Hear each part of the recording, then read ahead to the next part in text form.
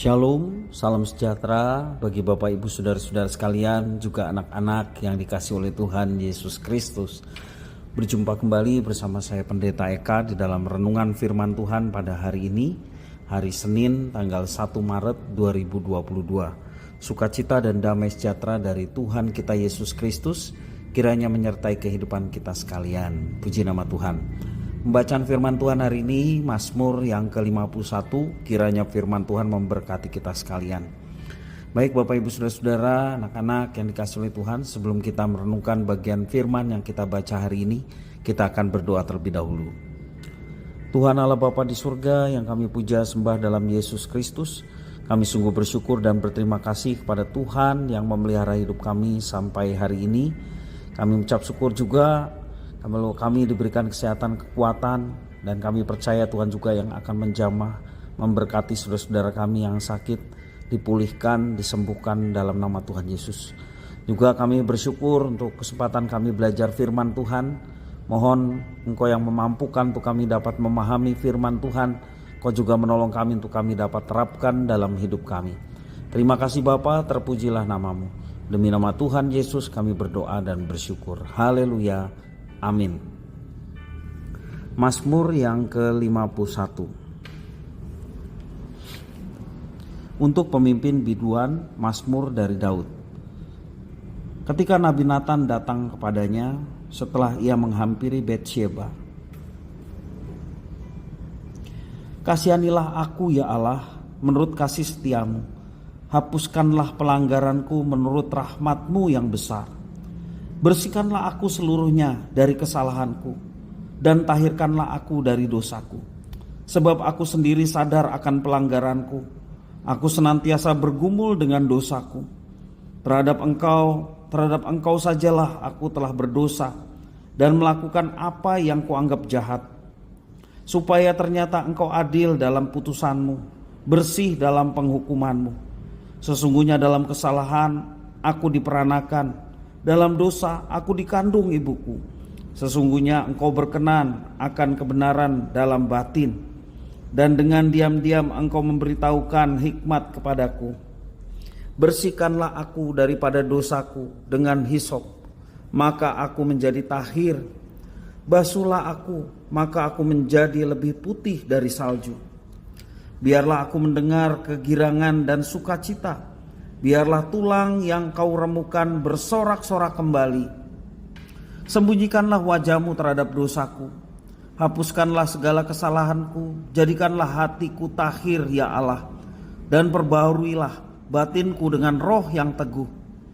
Janganlah membuang aku dari hadapanmu, dan janganlah mengambil rohmu yang kudus daripadaku. Bangkitkanlah kembali kepadaku kegirangan karena selamat yang daripadamu, dan lengkapilah aku dengan roh yang rela. Maka aku akan mengajarkan jalanmu kepada orang-orang yang melakukan pelanggaran, supaya orang-orang berdosa berbalik kepadamu. Lepaskanlah aku dari hutang darah ya Allah, Allah keselamatanku, maka lidahku akan bersorak-sorai memberitakan keadilanmu. Ya Tuhan, bukalah bibirku, supaya mulutku memberitakan puji-pujian kepadamu. Sebab engkau tidak berkenan kepada korban sembelihan, sekiranya ku persembahkan korban bakaran, engkau tidak menyukainya. Korban sembelihan kepada Allah ialah jiwa yang hancur, hati yang patah dan remuk, tidak akan kau pandang hina ya Allah. Lakukanlah kebaikan kepada Sion menurut kerelaan hatimu. Bangunkanlah tembok-tembok Yerusalem. Maka engkau akan berkenan kepada korban yang benar, korban bakaran dan korban terbakar seluruhnya. Maka orang akan mengorbankan lembu jantan di atas mezbahmu. Bapak Ibu Saudara-saudara, seorang raja yang diurapi pun tidak luput dari dosa. Bahkan dosa yang menurut ukuran manusia dianggap sebagai dosa yang cukup besar, yakni perzinahan.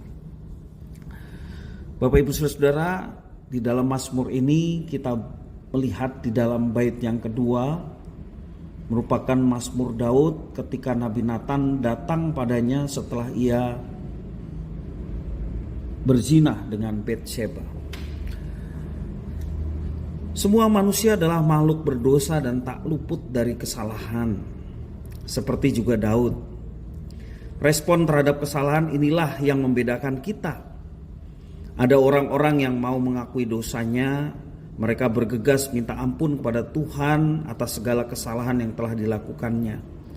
Sebaliknya ada orang yang tidak bersikap demikian. Mereka seperti tidak sadar akan perbuatan dosanya, dianggap sudah biasa dan lumrah dalam kehidupan manusia melakukan hal itu.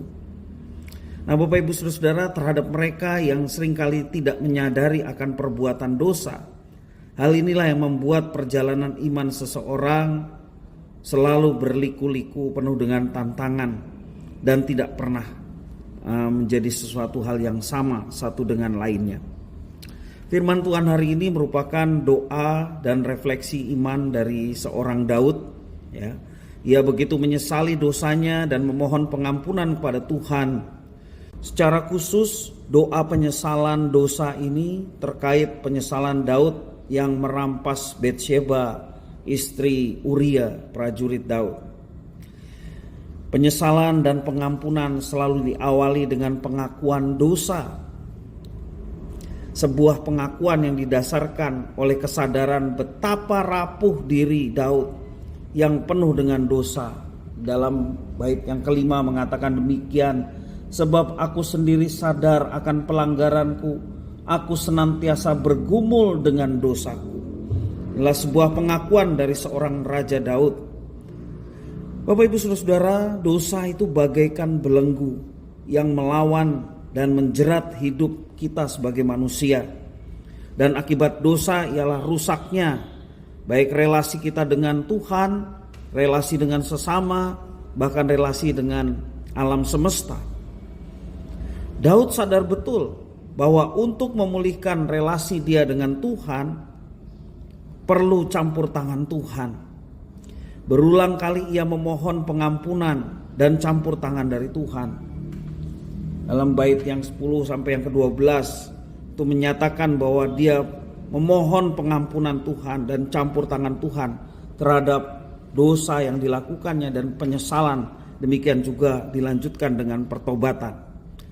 Daud yakin bahwa Tuhan akan mengampuni dosanya, sebab Tuhan adalah pribadi yang penuh kasih terhadap umatnya.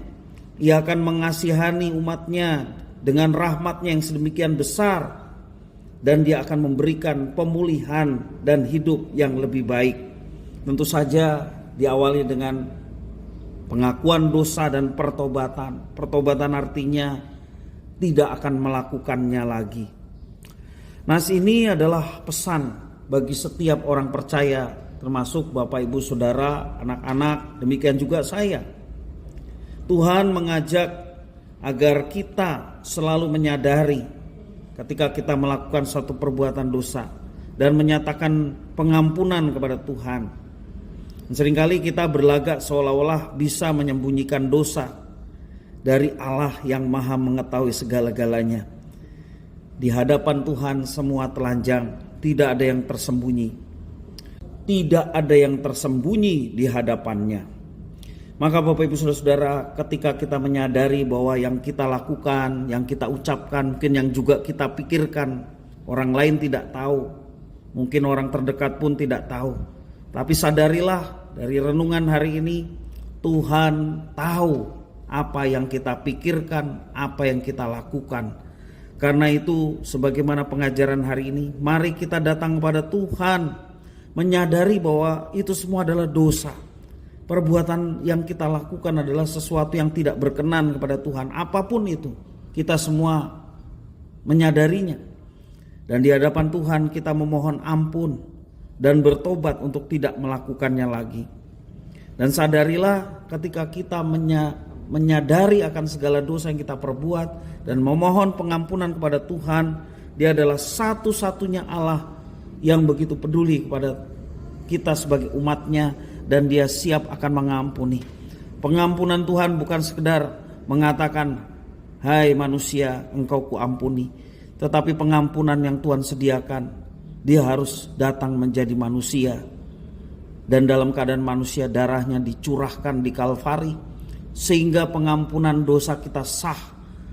Di dalam Ibrani pasal yang ke-9 ayat 22 mengatakan tanpa penumpahan darah tidak ada pengampunan.